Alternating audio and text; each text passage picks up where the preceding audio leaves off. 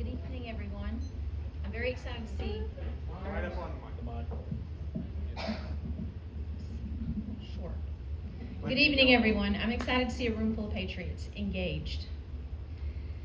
Thank you for being here to learn about my platform and how I can represent you in Columbia. My name is Brandy Tarleton.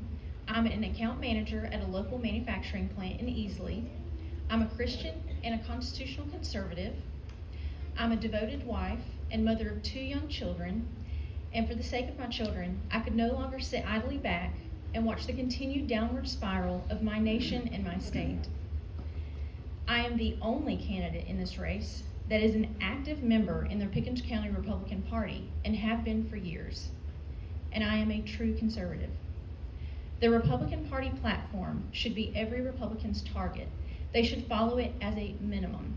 These principles include right to life, religious liberty, private property, traditional values, personal responsibility, limited constitutional government, low taxes, the right to keep and bear arms, strong national defense, and secure borders.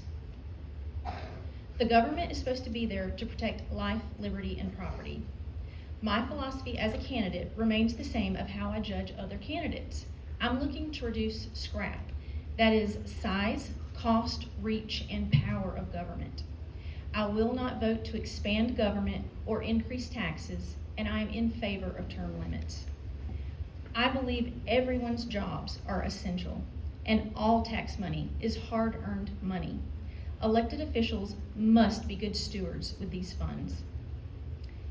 As you may have heard, $1.8 billion was just found, and the state treasurer, Curtis Loftus, does not know what it was for. In a recent article, he stated he requested information and it wasn't given to him to untangle the mess back from the mid-2010s. That means for over 10 years, our state books have been out of whack. This is a major and glaring example of the current Republican leadership in Columbia. Where's the accountability? Where is the fiscal stewardship? This is an outrageous case documenting what's wrong in Columbia. The way you change this is by changing the leadership. I will fight alongside the Freedom Caucus to demand accountability. In January 2024, 18 legislators, 12 Democrats, and 6 Republicans, one of which being my opponent, sponsored a bill which proposes amending South Carolina law regarding the use of campaign funds.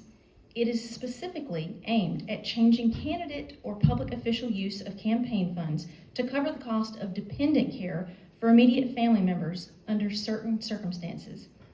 I don't know about you, but this bill seems a little self-serving. How does this prioritize voters? People give to candidates to help with their campaigns, not unrelated expenses. In closing, policy needs to be guided by the citizens, but for far too long, it's been guided by bureaucrats that don't think we're competent enough to govern our own affairs. Knowing your candidates are very important. They may claim to be a Republican, yet vote with Democrats, or be no-show for votes that they don't want on record. We are ranked as having the most liberal bills that come from a conservative legislature. This must change. We must restore confidence in our system by electing leaders that will put the concerns of their constituents first. That's where I stand, and if elected, that's where I will hold the line. I will put the concerns of my voters of House District 5 to the best of my abilities. Thank you for your time and your support. God bless you, and may God grant continued favor to District 5.